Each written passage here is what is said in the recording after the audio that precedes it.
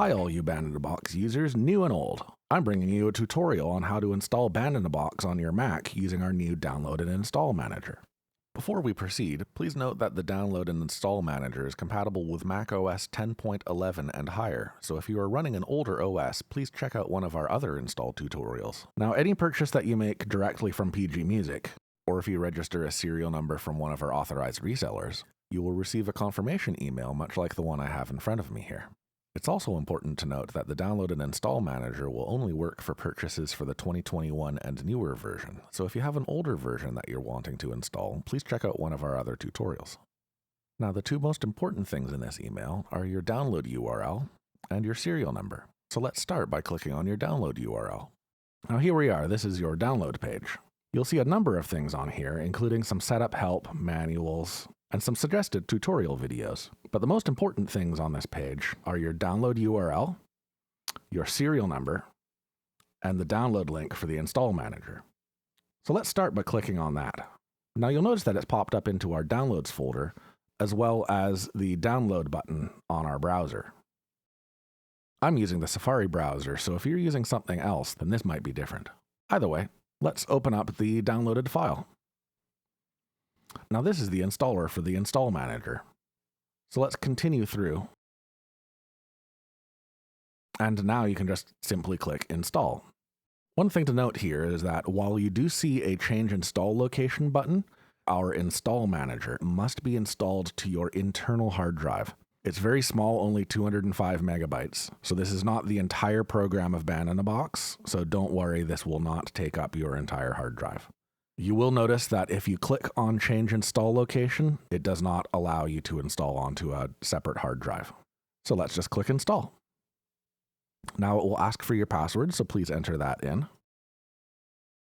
And there we are, the Install Manager is installed. So let's close this. And if it does ask you to keep or move the file to the trash, that's entirely your choice, but you probably don't need it from here, so I'm just going to move mine to the trash. Now for the moment, we're done with the download page and the email, so you can just minimize those. But we will need them again soon, so please don't close them. To find the install manager, the easiest way to get it is to go to the Finder, go to Applications, and then run the install manager.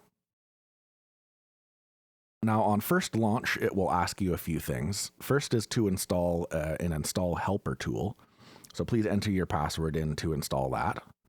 And the second will be to enable full disk access for the install manager. This is required to get everything into the right place, so please follow the steps here.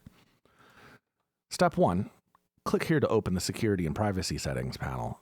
Now you'll see here that the Band-in-a-Box install manager is in the list, but it is not checked. So we will need to unlock this panel, which will ask for your password again, and then make sure the install manager is checked.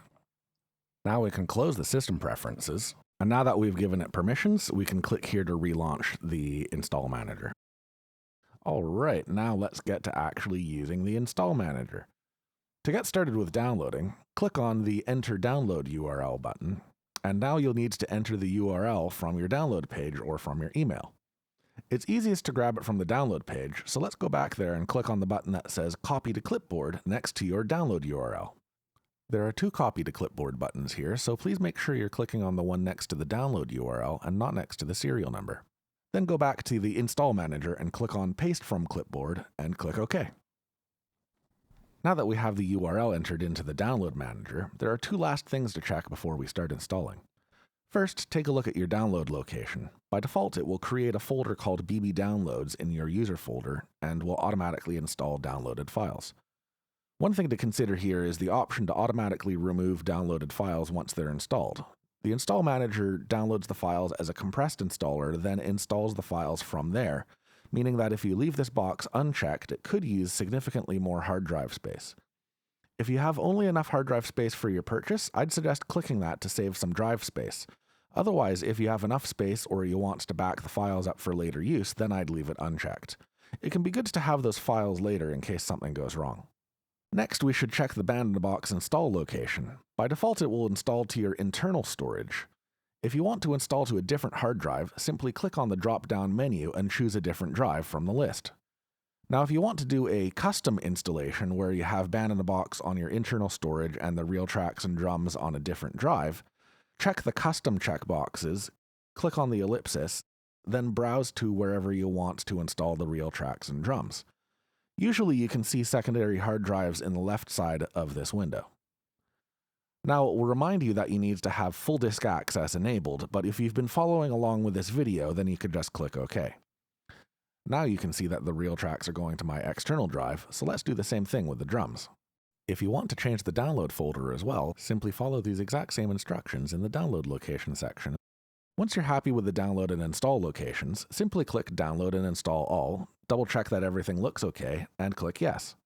The Install Manager will show you the software license agreement now. Please read through it so that you know what you're agreeing to, then click Agree. Now, we're off to the races. You can see that things are starting to download. For me, this will take about 4 hours, but for some users it may take longer or shorter. Feel free to use your computer for other tasks while it downloads, or go do something else. Alright, now that the Install Manager is finished, we can run Band-in-a-Box. Click Yes to do that. When you first run Band-in-a-Box, it will ask you to access the microphone. This is required to make recordings, such as if you want to add vocals or guitar to your songs. So please click OK here. Now, before we get to creating some songs, Band-in-a-Box will likely have a couple messages pop up. It will ask you to update the style list, and it will ask you to activate. Start by clicking Yes to rebuild the style list, then click Yes to confirm. This will take 30 seconds to a minute to rebuild the styles, real tracks, drums, and other content. Once the style list has completed rebuilding, click OK to close that window. Now we need to activate. You'll notice that I've lost the green message at the bottom. Normally, if you just click on that, it will open up the activation window, but since it's disappeared on me, we can activate by going to the Help menu and clicking Activate Band-in-a-Box. This will give us the choice of activating online or offline.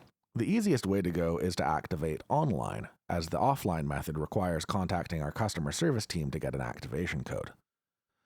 I'll start by showing you how to activate online, but I will also show you how to activate offline after that. Once you click on Activate Online, it will ask for your serial number. To get the serial number, go back to your download page, click on the Copy to Clipboard button next to your serial number, then go back to Band-in-a-Box and right-click and paste it in. Then click Activate Now. Band-in-a-Box will then contact our computer servers to receive the activation code. Once you're activated, you're ready to go. If you have to activate offline for some reason, then click the Activate Offline button. You'll see a similar screen to the online activation window, except that in addition to the serial number, you'll see that it provides a request number and asks for an activation code. To activate, you'll have to contact our customer service team to get the activation code. You can contact us via phone, email, or online chat. You'll need to provide us both the serial number and request number for us to be able to generate the activation code, as this is unique for each computer. Once you've received the activation code, simply enter the serial number and your activation code into this window and click Activate Now. Success! You're now fully ready to use Band-in-a-Box. If you have any other questions, or if you ran into any trouble, then feel free to contact our customer service team. Otherwise, thanks for watching this tutorial video, and as always, have fun!